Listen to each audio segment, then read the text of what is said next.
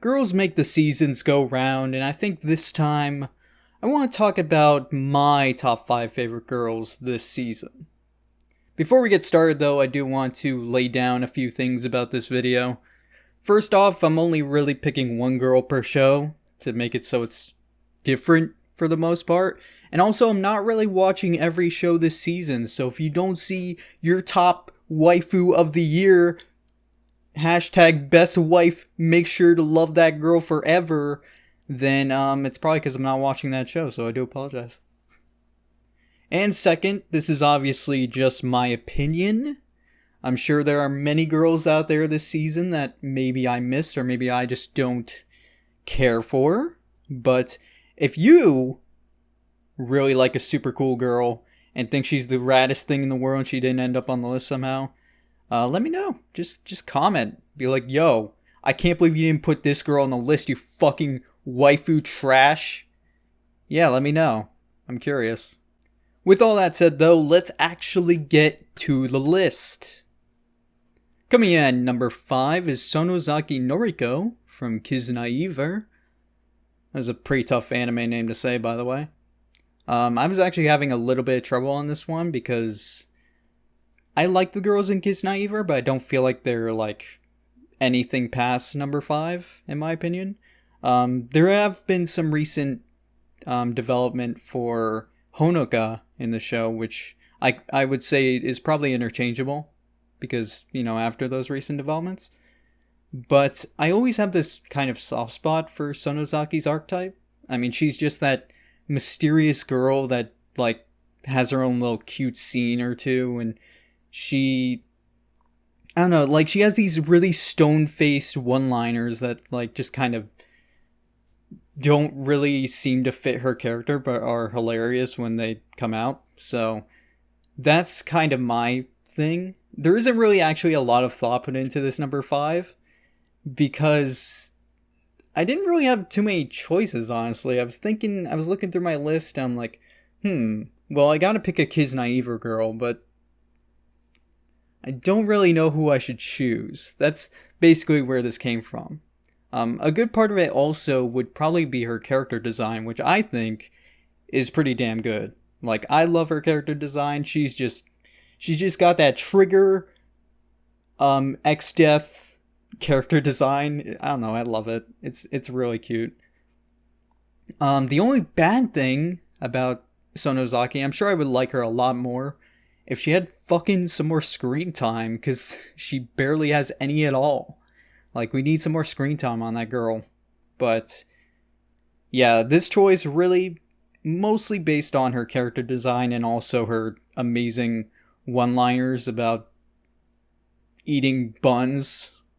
There was an episode where she was like, make sure to eat this bun to calm your buns. It was amazing.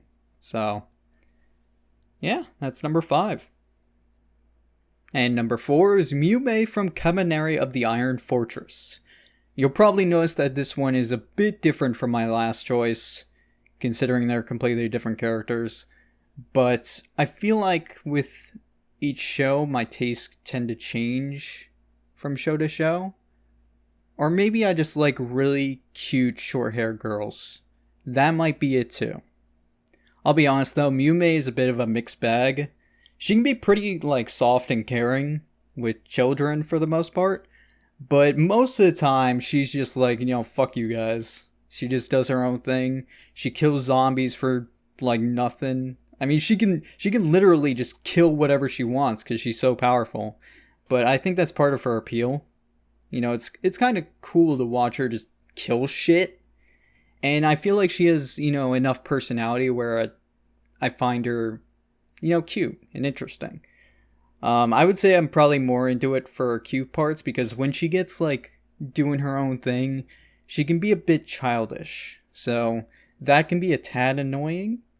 But I think at the end of the day, she knows what she has to use her power for, and she understands that and usually does, you know, the best that she can do using that power. And also, did I mention her cute short-haired character design? Because that's pretty cool. I like that. I would hang out with that. And number 3 is Makoto Kawata from Flying Witch. Flying Witch is that anime you just need after a long day. It's just that grab a cold drink, sit back and relax anime that just makes you feel good. And Makoto, I feel like, is no different. As the name implies, Makoto is a witch in training who recently decided to move in with her relatives as part of her training. But when you hear that description, you probably think this show is like about spells and wizardry and stuff, but honestly, not really. It's actually mostly about Makoto's daily life and the things she's missed out on being a witch and all, and doing her training, and mostly just discovering, what normal people do and the things that they enjoy. When you think about it, though, there's honestly not a whole lot about her that stands out from the outside.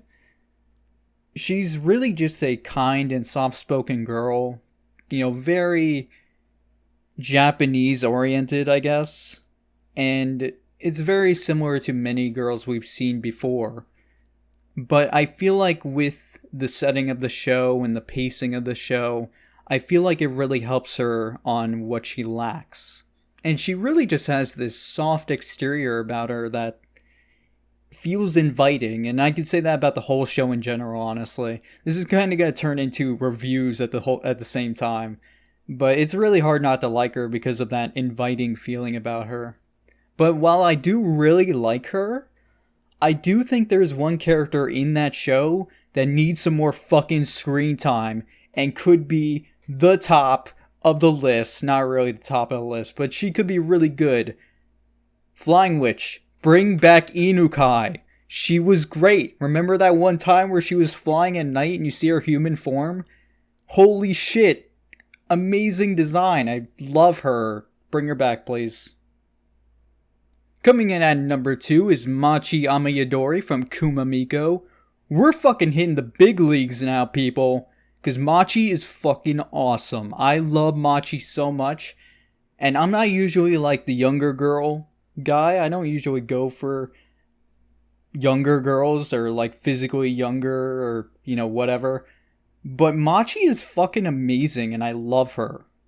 So Machi is a shrine maiden in a very remote village, and as such she has never really made any friends or even really left her village.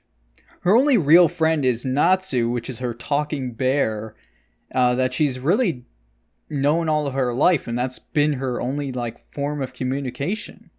The thing about Machi, though, is she is sick of the village she lives in, and she really just wants to go out and see the world, like any normal girl who's been cooped up all her life.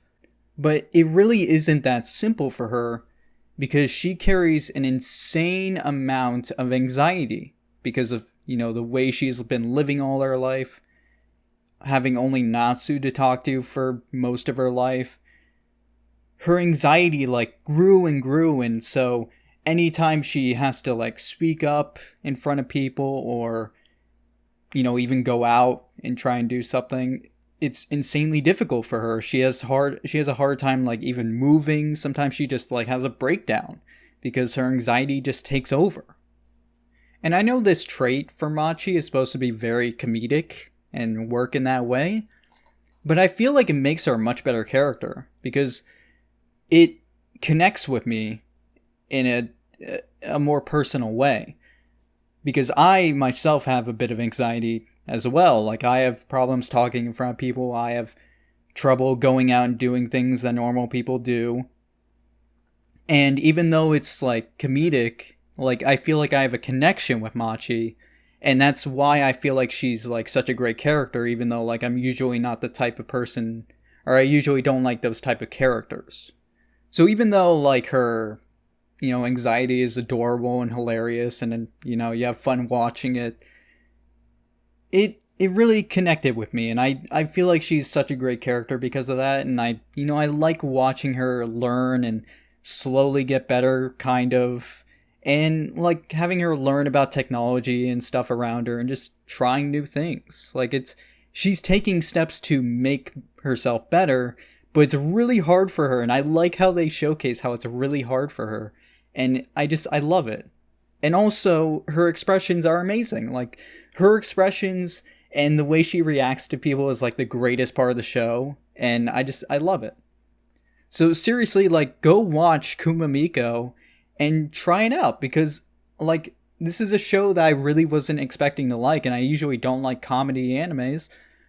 But this is a really good comedy anime with a great show of like anxiety and how a person like her is trying to function after being cooped up all her life. So I really do recommend this show, and Machi is amazing. I love her character. So coming in at number 1, I'm sure you've all seen this coming. It's hard not to see this coming because there is a clear choice here, and I'm the fucking worst. I was given the bait and I took it. So number 1 is Amelia from Re:Zero. So Amelia is everything. Amelia is the beginning and the end, the first and the last. Seriously, I love Amelia so much. I love her design. I love her personality. They got me so hard because I love silver hair girls, and I love Amelia's sweetness and just like everything about her. Like, as soon as I saw her, I was like, fuck, they fucking got me. They knew. They fucking got me so hard. And like, I was fucked. As soon as I saw her, I knew. As soon as I got in here, I was like, fuck, man. This is it. This is the one. I know it. But of course, in saying that, you gotta wait. You gotta find out. You gotta know if this is truly the one. But I'm gonna tell you, she's truly the one. So what makes Amelia so great? Well, let me fucking tell you. You take a seat, you get some popcorn, let me fucking tell you what makes Amelia so great. Now, the great thing about Amelia is she loves helping people. And I know you're probably thinking, well, I'm pretty sure like 85% of girls in anime love helping people. But the great thing about Amelia is she needs to create an excuse for it. It could be the smallest, tiniest little thing, but she needs it because she doesn't like showing off that she likes helping people. So she needs some sort of excuse to have it benefit her in some way. And does she really need to do this? Not really. But it is adorable, in my opinion, and I feel like it's a really standout trait about her. Now, I'm sure you're thinking, man, way to fucking follow the trend. Obvious girl is goddamn obvious. You're right. You're goddamn right. But let me tell you, she's pretty fucking top for a reason. The anime itself is basically Protect This Girl Smile, the anime. And you gotta at least make a great girl for that. And I think they did. I think they made a great girl in Amelia. I will say, though, I'm not super great at explaining how much I like Amelia. But basically, like, even though I went through the whole thing with Machi and everything, Amelia is like everything I like all of my just kind of fetishes, I guess, in an anime girl, just put into one, and like perfection. Like, like my mind explodes just thinking about her. She's so great. And I love her. And I feel like people should just watch this show in general to like actually know her and like know the show. And I don't want to spoil the show, so I'm just here being like, Amelia's the best. Make sure to check out that anime. I would even go so far as to say that Re:Zero is the best anime this season. I think it's amazing. It's been really good so far. Go check that shit out. It's amazing. It's super good. There is obviously more to Amelia than what I've said, so it probably seems like, man, you went from this real connection with Machi to just like the super hardcore waifu bait. And you're right. You're totally right. But I honestly I can't deny how much I love Amelia. She's really great. And yeah, so that is my number 1. And I don't regret any part of it at all. Anyway, that is my list of super cool waifus.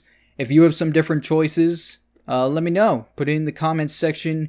Tell me like who is way better waifu than my waifus. I'm totally fine with that. I do have some honorable mentions though that I did want to throw in. So biggest one would probably be Tomoko Higashikata from JoJo. I was so close to putting this girl in. Like, this is base waifu mom of the season. She is fucking great. But the only thing is she basically has no screen time at all. So you rarely ever get to see her past the first few episodes. She does have one great scene with Jotaro, and I was like, man, she's awesome. I love her. But then she just kind of disappears. So I really want to see more of her. So if she had more screen time, she would have been put on the list. I wish she had been around more, but I needed to at least mention her because it was really like on my head. Like I was really trying to decide if I was going to put her on the list or not, and I decided against it.